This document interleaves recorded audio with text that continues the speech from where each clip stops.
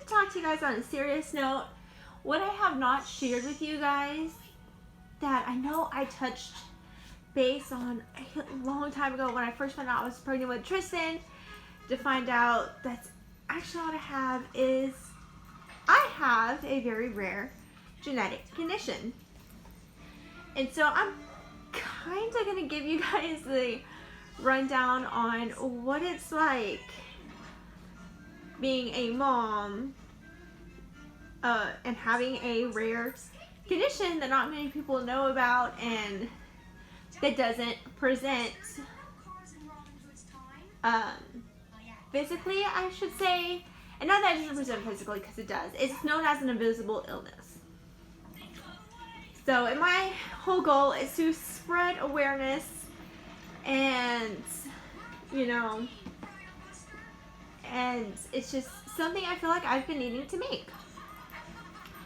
So, if you watch my videos from the very, very, very beginning, you knew that I had to undergo a lot of testing because something was wrong and we had no idea what. And I got the diagnosis of, let me resituate this. I can't speak. Resituate this so you guys can see me better. So, as you guys know, you've watched my vlogs from the beginning. Yeah, it's washing. I underwent a lot of tests to figure out what was wrong with me. I wasn't healing correctly. I was in pain, and we were just like, what is going on? Now, everything I had experienced was not necessarily invisible. It was symptoms I had when I was younger that there was no way I could have known. So when I go to make this video and tell you what's going on, don't blame my parents, because they didn't know. We didn't know. The symptoms I was presenting was normal for a kid to get out of school and stuff like that. So just keep that in mind, and don't in the comments leave, well, your parents should have known something was wrong.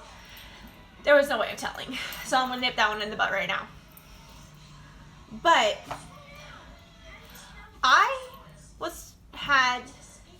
all my life I've lived in pain. I have had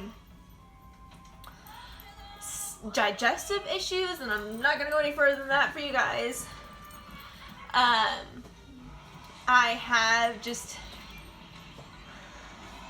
brain fog, and just overall my health wasn't great when I was younger. And when you're in elementary school and you're constantly going nurse because your stomach hurts, at that point your parents are going to think, why are you trying to get out of class, boo? So like I said, they didn't know, and I honestly really didn't know either, because I lived my whole life in pain, and it was just, I didn't know any different, and I still don't know any different. But you know, I was a fairly happy kid. I did sports, I did gymnastics, I did dance.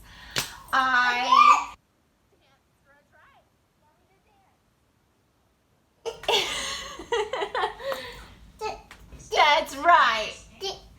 Dance it out, dance it out, dance it, dance it, dance it out. Yeah, and so I was a very active kid, so there was no worries. Sit down, don't listen to big sister. So from there, just fast forwarding a whole bunch of years, 2012. Actually, let's back it up a little bit. 3 years prior to 2012, I had a severe sports injury. I was in color guard at the time, and so color guard talks, so for all of you who've never been in color guard or don't know, the flag part, the actual like flag of you guys see in the marching bands, those are called silks, and the poles are a pole. So we had a 6-foot pole, and our silk was over 6 foot. And that is not really what should have been on the poles. It should have been a longer pole. But that's neither here nor there. But what happened is silk was too long for the pole. It ended up wrapping around my ankle. And when we were doing a move that required it to go up and around us, it had wrapped around my ankle and it yanked it. And I fell back. What we didn't know is how bad it was until afterwards my foot started turning. That night it was really swollen, and then the next day it started turning colors, and my mom was like, yeah, we're going to the emergency room. We were told it was broken. It actually was not. It was just an extremely severe sprain, and I managed to move the ligaments behind my bone. Fun story. So just a little thing. Fast forward 3 years. It got so bad where I couldn't walk on it. I had to use crutches. And it hurt to do what I loved, which was marching. So I went to the doctor. We had been through physical therapy and done all of that. And the doctor was like, only option is surgery. So I had surgery, and I wasn't healing from the surgery. Not well anyways. So we're like, okay. That was kind of one, looking back now, that's kind of a red flag, but that's retrospect.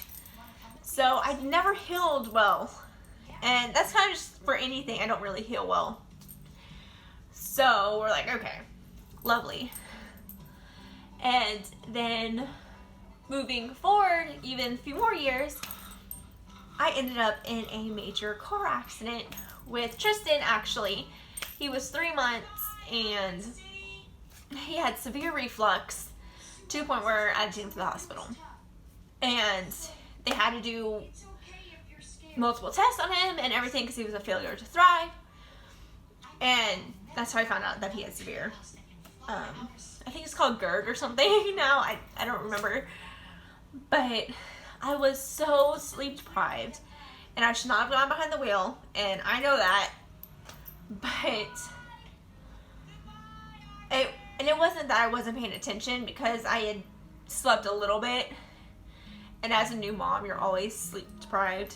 So I wasn't too tired, but I guess I was tired enough for it to impact the fact that I didn't see it. So there was the light from the children's emergency room, and then there was the light behind it.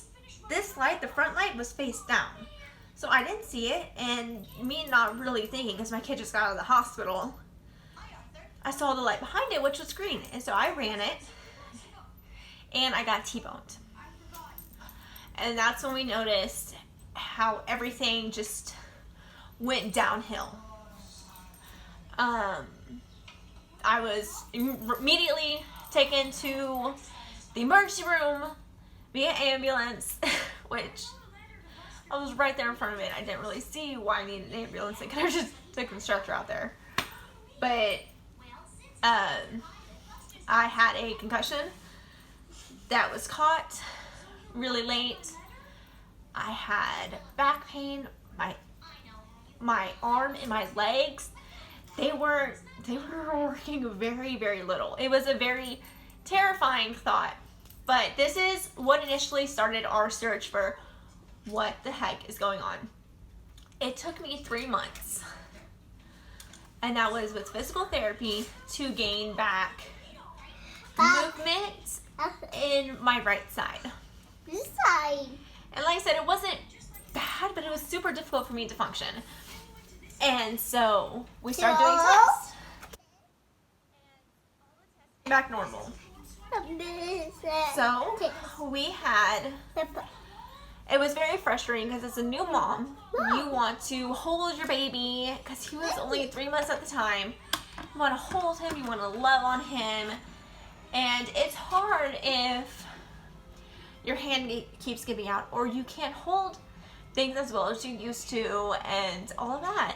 So we were very determined at this point to figure out what the heck was going on because something else had to have happened that we must have missed.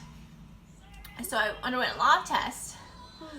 I saw a lot of doctors, including, and my pH level, or not my pH, my white blood cell levels were extremely elevated, which can happen when you're in chronic pain. So at first I got the diagnosis of fibromyalgia. Okay, doesn't explain everything else, but okay. Then I got the diagnosis of Ehlers-Danlos syndrome, which is a collagen, a connective tissue disorder that affects your collagen, which is basically the glue to hold everything together in your body. And so we're like, oh my gosh, we have an answer, you know, and it went along with every single one of my symptoms I had ever experienced as a kid and even up to today. Well, finally, with Aiden's pregnancy, they're like, we saw a geneticist and they're like, we don't think that this is Ehlers-Danlos. And I was like, maybe 20, 21, 22 weeks at this point. So it's fairly long, far along in my pregnancy. And I had started projectile vomiting. I was in and out of the emergency room. And we got back the test. And it actually confirmed that I did not have Ehlers-Danlos. What it confirmed was I have an even rarer condition that is called congenital contractural archaeodactyl, or CCA for short. And mine, they say, is an atypical case in which I do mimic Ehlers-Danlos. In most cases, it doesn't. So, and they said that the fatigue, the vomiting, it's still a connective tissue disorder. And all of that is part of it. So we finally had an answer, and for some reason, I did not take that answer well. And with being a mom of what I thought was going to be 2 kids, I was like, what am I going to do? Because they sat here telling me I'm going to have contractures. What that means is my hands are not going to work. Shh. My hands are not going to work like they should. And then they're like, we can already see them starting to form. And when we went to Washington, D.C., if you watched my video, I was already wheelchair bound. So that just left questions of, stop, please, of what I'm going to do as a mom for my kids. How am I going to get around? How am I going to do it? And I'm not going to lie, I think I did go into a small depression with that. And it's difficult because some, you know, the things I experienced, like the vomiting and everything, that's never gonna stop, unfortunately. Stop. But, and it's difficult to be a mom with a very rare connective tissue disorder that people don't know about. And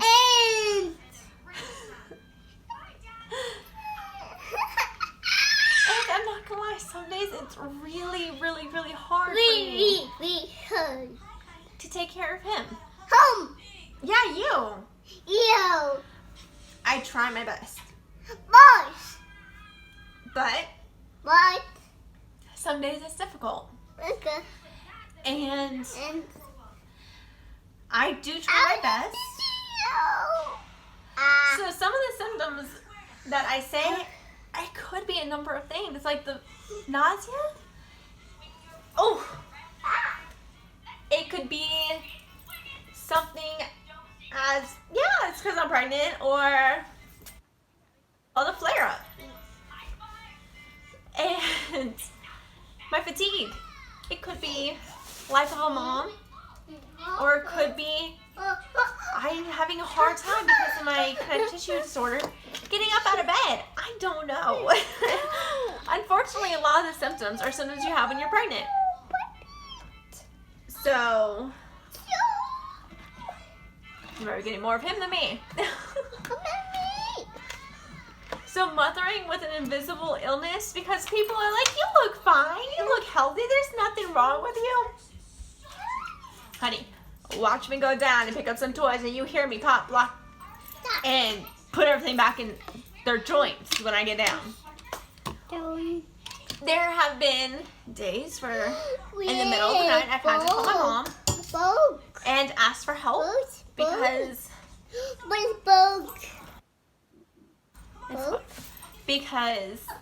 I need to go to the hospital. And nothing is wrong with that. I mean, it just is what it is. And I'm not doing this to get pity. I'm just keeping it real with you guys. So, you saw there's a lot amount of time, or quite a bit of time I didn't make a video. And part of it was I was being a mom, and I just wasn't feeling that great. And I'm going to try my best, guys, to keep it real with y'all and everything. And if you want me to go into more specifics about kind of like what I do to cope and just, you know, explain to you more about what everything is, leave comments down below. And I'm actually kind of trying to that it is a rare connective tissue disorder that people, can you please stop? I'm trying to talk. This is so rude.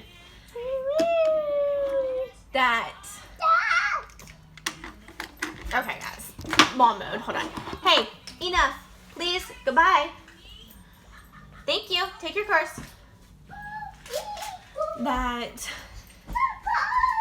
you know, I totally lost my train of thought. See if I can get it back.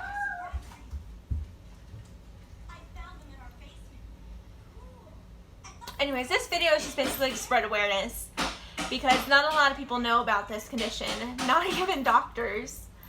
And so, and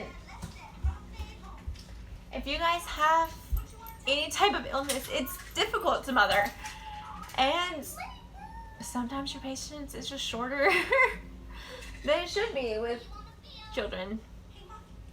Especially when you're not feeling 100% all the time. So, like I said, if you guys want to know more about this condition, or you want me to make a separate video about how I handle things and what I do in certain situations regarding my illness and mothering, please leave your comments down below. I'm more than happy to make a video or answer any of them. And like I said, I'm just here to spread awareness. Anyways, I'll see you guys sometime soon, hopefully. And talk to you later. Bye.